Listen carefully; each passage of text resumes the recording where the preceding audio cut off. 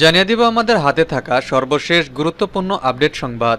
যুক্তরাষ্ট্রের দোরগোড়ায় যুদ্ধজাহাজ পাঠাচ্ছে রাশিয়া। জানাবো মার্কিন মন্ত্রীর বৈঠক থেকে রেগে উঠে গেলেন আরব নেতা। এদিকে বিশ্বের বহু দেশ পশ্চিমা আধিপত্য মোকাবেলা করতে চায় বলছে রাশিয়ার প্রেসিডেন্ট ভ্লাদিমির পুতিন। জানাবো ইরানের সঙ্গে সম্পর্ক পুনঃপ্রতিষ্ঠায় হঠাৎ কেন তৎপর বাহরাইন। আরও থাকছে যুদ্ধে পুতিনকে সুবিধা দেওয়ার বিরুদ্ধে উত্তর কোরিয়াকে সতর্ক করল যুক্তরাষ্ট্র। এবং সর্বশেষ থাকছে সরকার গঠনের আগেই বিশ্বাসঘাতকতার সংখ্যায় বিজেপি। যুক্তরাষ্ট্রের দোরগোড়ায় যুদ্ধজাহাজ পাঠাচ্ছে রাশিয়া। প্রক্সি যুদ্ধের দিন বুঝি ফুরিয়ে এলো। ইউক্রেনের যুদ্ধ শুরুর পর ন্যাটো ও ইউরোপের দেশগুলোকে দিয়ে রাশিয়াকে 2 বছরের বেশি সময় ধরে শাসিয়ে যাচ্ছে যুক্তরাষ্ট্র। এবার বুঝি জবাব দিতে চাইছে রাশিয়া। যুক্তরাষ্ট্রের ঘরের কোণে 4টি অত্যাধুনিক যুদ্ধজাহাজ পাঠাচ্ছে দেশটি। ওয়াশিংটনকে ঘায়েল করতে রুশ প্রেসিডেন্ট ভ্লাদিমির পুতিনের এমন পদক্ষেপে চিন্তায় পড়ে গেছে যুক্তরাষ্ট্র। মুখে কিছু হবে না বললেও আতঙ্কে সময় পার করছেন মার্কিন কর্মকর্তারা। আগের যে কোনো সময়ের চেয়ে যুক্তরাষ্ট্র বিরোধী দেশগুলোর মধ্যে ঘনিষ্ঠতা অনেক বেড়েছে। কয়েকদিন পর হতে যাওয়া ইউক্রেন শান্তি সম্মেলনে কয়েকটি দেশের নাম প্রত্যাহার করে নেওয়া তারই প্রমাণ। এবার যুক্তরাষ্ট্রের একেবারে দোরগোড়ায় যুদ্ধজাহাজ পাঠিয়ে সরাসরি ওয়াশিংটনকে বার্তা দিতে চাইছে রাশিয়া। মাত্র 2 দিন আগেই পুতিন হুঁশিয়ারি করে বলেছিলেন পশ্চিমা বিরোধী দেশগুলোকে অস্ত্র পাঠাবেন তিনি। এরপরই যুক্তরাষ্ট্রের কাছে যুদ্ধজাহাজ পাঠানোর খবর জানাজানি হলো। ঐতিহাসিকভাবে কিউবার সঙ্গে যুক্তরাষ্ট্রের সাথে নেউলের সম্পর্ক। কিউবার একসময় জনপ্রিয় শাসক ফিদেল কাস্ট্রোকে নিয়ে কম ষড়যন্ত্র করেনি যুক্তরাষ্ট্র। দেশটির উপর মার্কিন নিষেধাজ্ঞাও রয়েছে, কিন্তু কিছুতেই কিউবাকে দমাতে পারেনি ওয়াশিংটন। উল্টো নিজের প্রচেষ্টায় বিশ্বের অন্যতম আধুনিক চিকিৎসা সেবা ব্যবস্থা গড়ে তুলেছে কিউবা। এবার যুক্তরাষ্ট্রের চিরশত্রু কিউবায় যুদ্ধজাহাজ পাঠাচ্ছে রাশিয়া। কিউবা বৃহস্পতিবার জানায় আগামী সপ্তাহে হাভানায় এসে পৌঁছাবে রাশিয়ার যুদ্ধজাহাজ। তবে রুশ এই 4 যুদ্ধজাহাজে কোনো পারমাণবিক অস্ত্র থাকবে না, তাই ওই অঞ্চল কোনো হুমকির মুখে পড়বে না বলেও জানিয়েছে হাভানা। কিউবার পররাষ্ট্র মন্ত্রণালয় এক বিবৃতিতে জানিয়েছে আন্তর্জাতিক আইন মেনেই ওই যুদ্ধজাহাজ হাভানায় আসছে। কিউবা ও রুশ ফেডারেশনের মধ্যে ঐতিহাসিক বন্ধুত্বপূর্ণ সম্পর্কের কারণেই হাভানায় ভিড় করেছে এই যুদ্ধজাহাজগুলো। কয়েকদিন আগে একজন মার্কিন কর্মকর্তা জানিয়েছিলেন যে ক্যারিবিয়ান অঞ্চলে যুদ্ধজাহাজ পাঠানোর পরিকল্পনা করছে রাশিয়া। কিউবা ও ভেনিজুয়েলায় নৌমহড়া চালানোই তাদের উদ্দেশ্য বলে উল্লেখ করেছিলেন ওই কর্মকর্তা। এরপরে কিউবা থেকে এমন তথ্য নিশ্চিত করা হলো কোনো যুদ্ধজাহাজেই পরমাণু অস্ত্র থাকবে না বলে আশ্বস্ত করেছে কিউবা। তাই কিউবায় অনবস্থাকালে রাশিয়ার যুদ্ধজাহাজ ওই অঞ্চলে কারোর জন্য হুমকি হবে না বলেও জোর দিয়েই উল্লেখ করেছে হাভানা। 2022 সালে ইউক্রেনের রুশ হামলা শুরু হওয়ার পর থেকেই ওয়াশিংটন ও মস্কোর মধ্যে উত্তেজনা চলছে। তবে কিউবার রাশিয়ার যুদ্ধজাহাজ পাঠানো এই উত্তেজনায় নতুন মাত্রা যোগ করবে। যদিও যুক্তরাষ্ট্র বলছে এত অল্প সংখ্যক যুদ্ধবিমান ও যুদ্ধজাহাজকে হুমকি মনে করে না ওয়াশিংটন, কিন্তু তারপরও দেশটির নাম রাশিয়া বলে ভরসা করতে পারছে না যুক্তরাষ্ট্র। তাই ওই নৌমহড়া নজরদারি করার কথা জানিয়েছে মার্কিন নৌবাহিনী। মার্কিন মন্ত্রীর বৈঠক থেকে রেগে উঠে গেলেন আরব নেতা। ইসরায়েলের প্রধানমন্ত্রী বেনিয়ামিন নেতানিয়াহুকে লাগামহীন চাপে ফেলা তো দূরের কথা, আরব নেতাদের অনৈক্যের কারণেই থামানো যাচ্ছে না গাজা যুদ্ধ। এত আরব দেশের মধ্যে বসে বুক ফুলিয়ে সাধারণ ফিলিস্তিনিদের হত্যা করে যাচ্ছে ইসরায়েল। সম্প্রতি গাজা যুদ্ধ নিয়ে আলোচনা করতে এক বৈঠকে বসেছিলেন মার্কিন পররাষ্ট্রমন্ত্রী অ্যান্টনি ব্লিংকেন এবং কয়েকজন সিনিয়র আরব কর্মকর্তা, কিন্তু সেই বৈঠক থেকে রেগে বেরিয়ে যান এক আরব দেশের পররাষ্ট্রমন্ত্রী। এ নিয়ে তৈরি হয় ব্যাপক শোরগোল। ওয়ার্ল্ড ইকোনমিক ফোরামে মিটিংয়ের এক ফাঁকে গেল 29 এপ্রিল ওই বৈঠক অনুষ্ঠিত হয়। মার্কিন পররাষ্ট্রমন্ত্রী ছাড়াও এতে ছিলেন সৌদি আরব, মিশর, জর্ডান, কাতার, কুয়েত ও সংযুক্ত আরব আমিরাতের পররাষ্ট্রমন্ত্রী। ফিলিস্তিনি মন্ত্রী হোসেন আল শেখও বৈঠকে উপস্থিত ছিলেন। এ সময় তিনি অভিযোগ করেন যুক্তরাষ্ট্র ও আরব রাষ্ট্রগুলোর অনুরোধে ফিলিস্তিনের কর্তৃপক্ষের ভেতর সংস্কার এবং নতুন সরকার গঠনে কাজ করছেন প্রেসিডেন্ট মাহমুদ আব্বাস, অথচ তিনি কাঙ্ক্ষিত রাজনৈতিক ও অর্থনৈতিক সমর্থন পাচ্ছেন না। মাহমুদ আব্বাসের ঘনিষ্ঠ উপদেষ্টার এমন অভিযোগ শুনে তেলেবেগুনে জ্বলে ওঠেন সংযুক্ত আরব আমিরাতের পররাষ্ট্রমন্ত্রী শেখ আবদুল্লাহ বিন জায়েদ। বৈঠকে থাকা কয়েকটি সূত্রের বরাতে তথ্য জানা গেছে। জেরুজালেম পোস্ট জানায় আমিরাতের মন্ত্রী বৈঠকে বলেন তিনি ফিলিস্তিনি কর্তৃপক্ষের ভেতর উল্লেখযোগ্য কোনো সংস্কার দেখতে পাননি। এ সময় তিনি ফিলিস্তিনের নেতৃত্বকে আলিবাবা ও 40 চোরের সঙ্গে তুলনা করেন। এমনকি ফিলিস্তিনি কর্তৃপক্ষের সিনিয়র কর্মকর্তাকে অযোগ্য বলে মন্তব্য করেন আমিরাতের পররাষ্ট্রমন্ত্রী। শেখ আবদুল্লাহ বলেন প্রকৃত সংস্কার ছাড়া তার সরকার কেন ফিলিস্তিনি কর্তৃপক্ষকে আর্থিক সহায়তা দিতে যাবে? তখনই চিৎকার করে ওঠেন ফিলিস্তিনি মন্ত্রী আল শেখ। তিনি বলেন, কিভাবে সংস্কার করতে হবে তা কারো কাছ থেকে শিখবে না ফিলিস্তিনি কর্তৃপক্ষ। বৈঠকে থাকা সূত্রগুলো জানিয়েছে, এ সময় দুই আরব নেতাকে শান্ত করার চেষ্টা করেন সৌদি পররাষ্ট্রমন্ত্রী ফয়সাল বিন ফারহান। তিনি বলেন, সংস্কার প্রক্রিয়া একটি সময়সাপেক্ষ ব্যাপার, কিন্তু পরিস্থিতি ততক্ষণে নিয়ন্ত্রণের বাইরে চলে যায়। উভয় আরব নেতা উচ্চ শব্দে চিৎকার করতে থাকেন। এক পর্যায়ে রেগে গিয়ে রুম থেকে বেরিয়ে যান আমিরাতের পররাষ্ট্রমন্ত্রী। তার পেছন পেছন বেরিয়ে যান জর্ডানের পররাষ্ট্রমন্ত্রী আইমান সাফাদি। কয়েক মিনিট পর তিনি আমিরাতের পররাষ্ট্রমন্ত্রীকে নিয়ে আবার রুমে প্রবেশ করেন। অভ্যন্তরীণ এমন লড়াইয়ের সাক্ষী হয় ব্লিংকেনের কাছে দুঃখ প্রকাশ করেন আমিরাতের পররাষ্ট্রমন্ত্রী। বিশ্বের বহু দেশ পশ্চিমা আধিপত্য মোকাবেলা করতে চায় বলছে রাশিয়ার প্রেসিডেন্ট। রাশিয়ার প্রেসিডেন্ট ভ্লাদিমির পুতিন ক্রমবর্ধমান অর্থনীতির দেশগুলোর সঙ্গে ব্রিক্সের পক্ষে প্রচার চালিয়ে বলেছেন, নতুন সদস্য গ্রহণের ক্ষেত্রে এই সংস্থার সম্ভাবনা রয়েছে। তিনি শুক্রবার সেন্ট পিটারবার্গে বার্ষিক আন্তর্জাতিক অর্থনীতি ফোরামে দেওয়া ভাষণে এ মন্তব্য করেন।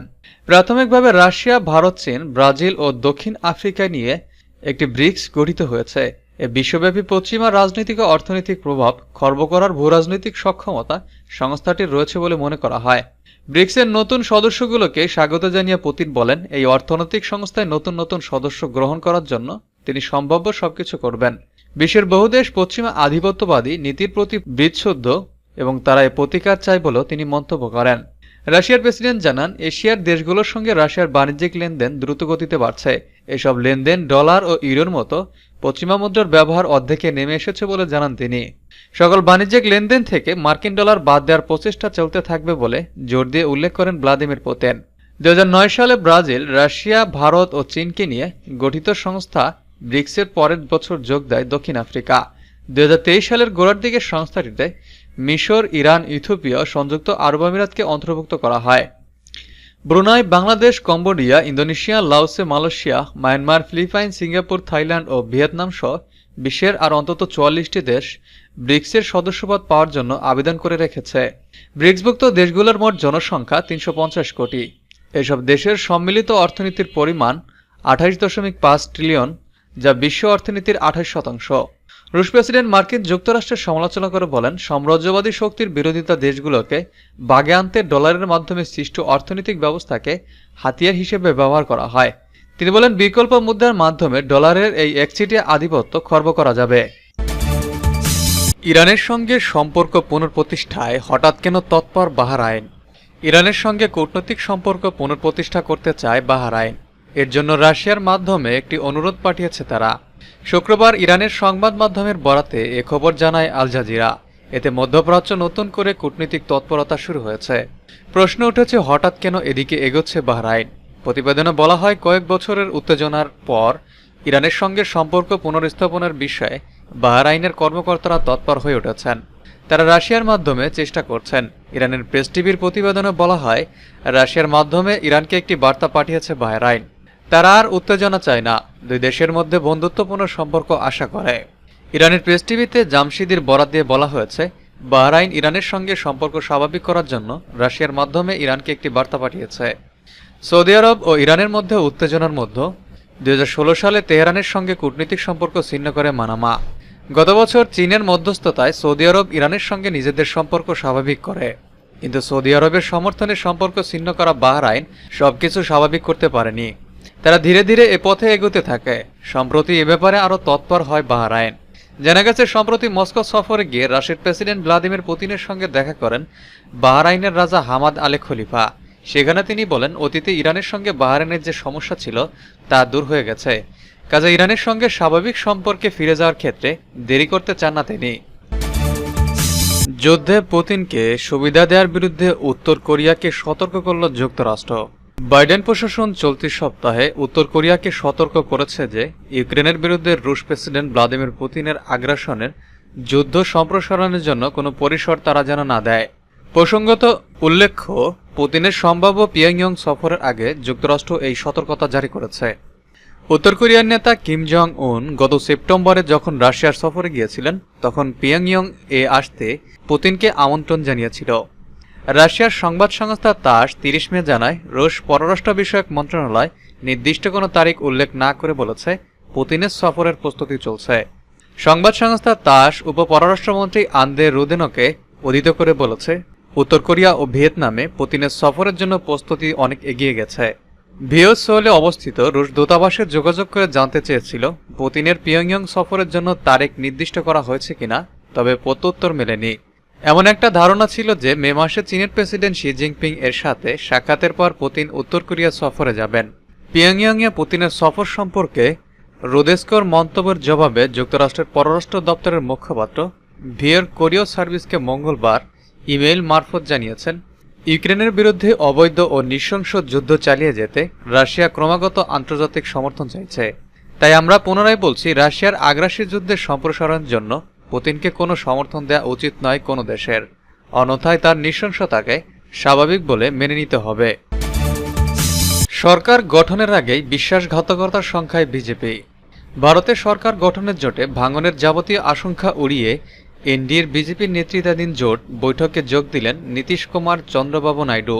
ভারতের প্রধানমন্ত্রী নরেন্দ্র মোদীর সারিতে রাখা হলো তাদের আসন। বৈঠকে যোগ দিয়েছেন একনাথ শিন্ডে, অজিত পাওয়ার থেকে শুরু করে এনডিএর যাবতীয় শরিক দল। এনডিএর ওই ঐক্যর ছবি খানিকটা হলেও স্বস্তি দেবে বিজেপির নেতৃত্বকে। শুক্রবার পার্লামেন্টের সেন্টার হলে এনডিএর সব শরিকদের এমপিদের বৈঠক ডাকা হয়। তাতে ভারতের বিভিন্ন প্রান্ত থেকে নবনির্বাচিত এমপিরা উপস্থিত হন। যোগ দেন শরিকদের শীর্ষ নেতারাও।